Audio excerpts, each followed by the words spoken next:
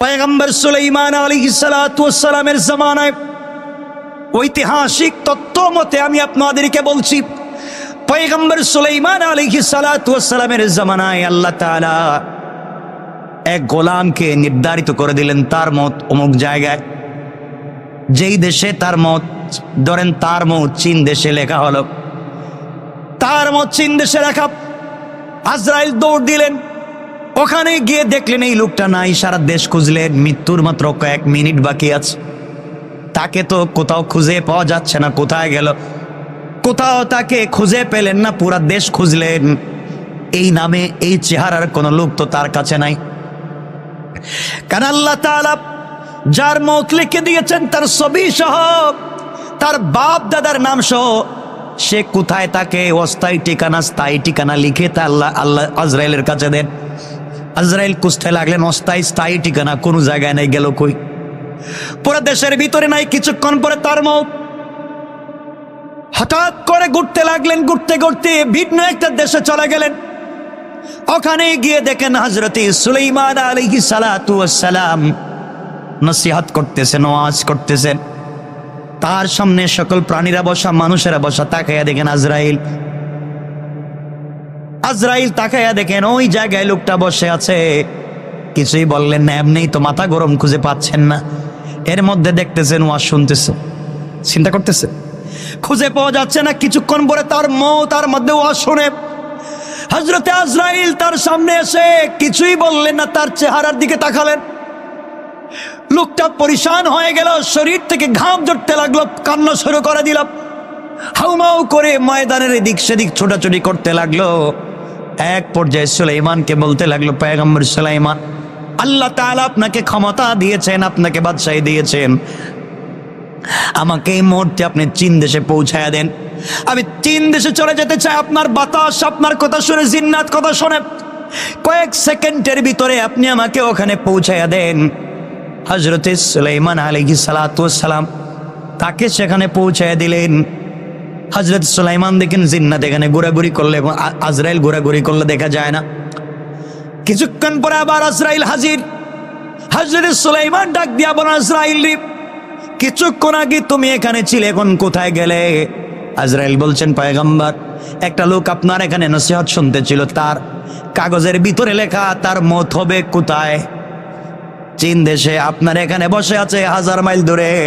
এই জন্য আমি তার চেহারার দিকে এমন করে দৃষ্টি দিয়েছি, তার ভিতরে মুহূর্তের আসর চলে এসেছে। আপনি তাকে ওখানে পাঠিয়ে দিয়েছেন, আমি তাকে ওখানে মৃত্যু ঘটাইয়া আবার আপনার প্রোগ্রামে হাজির হয়ে গেলাম। আল্লাহু আকবার। দেখেন মুসা আলাইহিস সালামের কাছে আল্লাহ পাঠাইছেন আজরাইল রে, যাও নিয়ে আসো। আল্লাহ খুশি ছিলেন মুসার প্রতি। আজরাইল থাপ্পড় দিয়েছিলেন, একথা আপনারা জানেন। আল্লাহ বলছেন, মুসা এটা করলা কি? আল্লাহ এটা কোনো কথা হইল? কোনো কথা নেই, বার্তা নেই, এসে আমার নিয়ে যেতে চায়। আল্লাহ বলছেন, এক কাজ করো, তাহলে আমিও তোমাকে খুব ভালোবাসি, আর ভালোবাসলে কাছে রাখতে চাই। তুমি যদি পৃথিবীতে বেঁচে থাকতে চাও, তাইলে তুমি এই পৃথিবীর সব থেকে দামি একটা বকরির যে পাল আছে, পাল সমান তাদের শরীরে যেই লুম আছে, পশম আছে, এই পরিমাণ হায়াত তোমাকে দেব, তুমি বেঁচে থাকো। তিনি বলছেন, আল্লাহ এরপরে কি হবে? বলে, এরপরেও লুম শেষ, পশম শেষ, তোমার জিন্দগির হায়াত শেষ, আশা লাগবে। আল্লাহ শেষ দিন শেষে তো আশাই লাগবে। আশা লাগবে। শেষ সাহাবী যার বাপের নাম হযরত আব্দুল্লাহ রাদিয়াল্লাহু তাআলা আনহু, হযরতে জাবের, তার বাপ রাসূল পাককে কতটুকু ভালোবাসতেন। হযরতে জাবেরের কথা বললেই তো লম্বা হয়ে যায়, তার বাপের কথা বলি। মনে পড়ে গেল জাবের রাদিয়াল্লাহু তাআলার পিতার নাম হযরত আব্দুল্লাহ। আব্দুল্লাহ রাদিয়াল্লাহু তাআলা আনহু উহুদের যুদ্ধে শহীদ হয়েছেন। শহীদ হওয়ার আগের রাত্রে জাবেরকে ডাকলেন, জাবের আসো। জাবের কাছে পিচ্চি মানুষ, ছোট মানুষ, বসছেন বাবার কাছে। বাপ বলছেন, জাবের, এই পৃথিবীর পূর্ব থেকে পশ্চিম, উত্তর থেকে দক্ষিণ যা আছে সব কিছু থেকে আমি বাপ তোমাকে ভালোবাসি। সুবহানাল্লাহ বললেন। জাবের বলছেন, আব্বা জান, আমি আপনার ছেলে, আপনি আমাকে ভালোবাসবেন না তো কাকে ভালোবাসবেন? আমি জানি আপনি আমাকে ভালোবাসেন। আবার বলছেন, জাবের, আমি আব্দুল্লাহ বলছি, এই পৃথিবীতে একমাত্র তোমাকে সব থেকে বেশি ভালোবাসি। জাবের বলছেন, বাবা ঠিক আছে মানলাম, কি বলতে চান? হযরত আব্দুল্লাহ বলছেন, একটা কথা বলার জন্যই বলছি, এই এতক্ষণ যা বললাম তোমাকে ভালোবাসি পৃথিবীর সবচাইতে বেশি, মনে রাখবা এখানে একজন মানুষকে আলাদা রেখেছি, তিনি আমার কলিজার টুকরা নবী মুহাম্মদ রাসূলুল্লাহ সাল্লাল্লাহু আলাইহি ওয়াসাল্লাম। ও জাবের, পৃথিবীর সব থেকে তোমাকে ভালোবাসি এর অর্থ এটা নয় যে আমি আমার রসুল থেকে তোমাকে ভালোবাসি, বরং আমি আমার রসুলের জন্যে আমি জাবেরকে হাজার বার যদি ইসলামের জন্য জাবেরকে দুনিয়ার থেকে বিদায় করতে হয়, আমি আব্দুল্লাহ তাতে রাজি। আল্লাহু আকবার।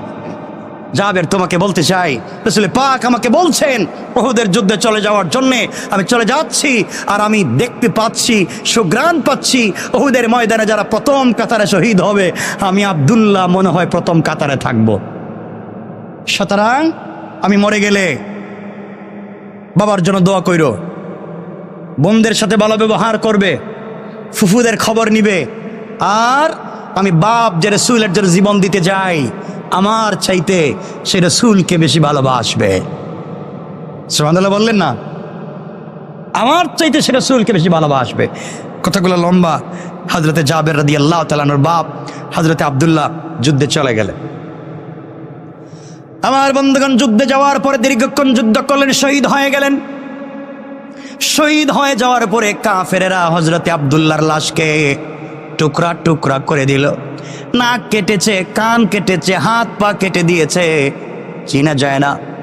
হযরতে আব্দুল্লাহর লাশ পড়ে আছে, একত্রিত করা হলো। রাসূল পাক সাল্লাল্লাহু আলাইহি ওয়াসাল্লাম বললেন, কে এসেছে? সাহাবায়ে কেরাম বলছেন, ইয়া রাসূলুল্লাহ, আব্দুল্লাহর ছেলে জাবের এবং তার ফুফু এসেছেন, তাকে লাশ দেখানো যাবে না, ছোট্ট মানুষ, বাবার লাশ দেখলে কষ্ট পাবে। নবীজি বললেন, না না, তার বাপের লাশ দেখাও, তার বোনকেও ফুফুকেও লাশটা দেখাও। হযরতে আব্দুল্লাহ রাদিয়াল্লাহু তাআলা আনহুর হাত পা সব একত্রিত করা হলো। হযরতে জাবের বাবার লাশ দেখলেন, এক ফোঁটা চোখের পানি পড়ে গেল। বোন তার ভাইয়ের লাশ থেকে হাউমাউ করে কাঁদতে লাগলেন। নবীজি ডাক দিয়ে বলেন, ও সাহাবীরা, কার কান্নার আওয়াজ শোনা যায়? একজন মেয়ে মানুষের কান্নার আওয়াজ শোনা যায়, বলো কে? সাহাবায়ে কেরাম বলছেন, ইয়া রাসূলুল্লাহ, আব্দুল্লাহর বোন হাউমাউ করে কাঁদতেছে। নবীজি বলেন, সাহাবীরা রে, যতক্ষণ পর্যন্ত আব্দুল্লাহর লাশ এই জামিন থেকে উঠানো না হবে, ততক্ষণ পর্যন্ত আল্লাহর রহমতের হাজারো লাখো কোটি ফেরেশতা আমার আব্দুল্লাহর লাশকে ঘিরে তার জন্য রহমতের দোয়া করে করে বাতাস দিতে আছে। আল্লাহু আকবার। হযরতে জাবের বাবার লাশ থেকে হাউমাউ করে কাঁদতে লাগলেন। নবীজি আস্তে আস্তে করে জাবের কাছে গিয়ে জড়াইয়া ধরলেন, আর নবীজি জড়াইয়া জাবেরের কপালে চুম্বন করে বলছেন, জাবের, তুমি বাবার জন্য কান্না করো। কথা বলে আমার নবীজি তার হাত মোবারক জাবেরের মাথার উপরে রাখলেন আর বলেন, জাবের, এই মুহূর্তে তুমি আমার সঙ্গে বাড়িতে চলো। আজকের থেকে আমি আজকের থেকে ঘোষণা করলাম, হযরতে আয়েশা আজকের থেকে তোমার মা, আর আমি মুহাম্মদুর রাসূলুল্লাহ তোমার বাবা হয়ে গেলাম।